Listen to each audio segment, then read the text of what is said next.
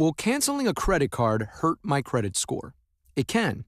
While having a high amount of unused credit card available to you through a lot of cards can definitely work against you, closing a credit card once you pay it off isn't always the right choice either. Okay, here's why. Your credit history is made up of a bunch of different factors, one of which is how much of your available credit you're using.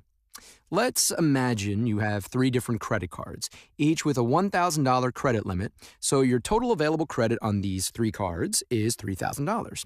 You currently have one card maxed out, so you owe $1,000 on your first card, $500 on your second, and your third card has a zero balance. In this scenario, you're using $1,500 of the $3,000 you have available for credit, about 50%.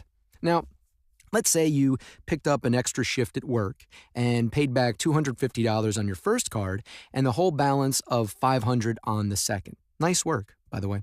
Since 2 of your cards have no balance now, you close both of them. Your credit probably looks better to lenders now that you only owe $750 and you have less available credit, right? Not necessarily, because you now only have $1,000 in available credit. Remember, you close 2 of your cards, which means the percent you're actually using goes up, even though you owe less. On your credit report, it looks like this. You now are using $750 of the total $1,000 you have available. So now you're using 75% of your credit. And that's enough to have a major impact on how lenders view you. In this scenario, if you can avoid temptation and use them wisely, it might be better to keep those 2 card accounts open with no balance, improving your credit utilization ratio. Because remember, a few cards can be good to have, but if you have too many, it could end up working against you. Something else to think about before you close the account is how long you've had the card.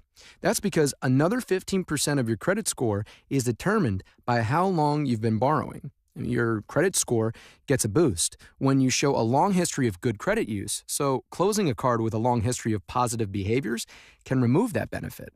So, if you do want to trim a few pieces of plastic from your wallet, give some thought to making that card with the long positive history one of the ones you keep around. Remember, the best thing you can do for your credit score is to make on-time payments and, whenever you can, pay more than the monthly minimum payment. In addition to saving on interest, it improves that credit utilization ratio, which helps your credit score.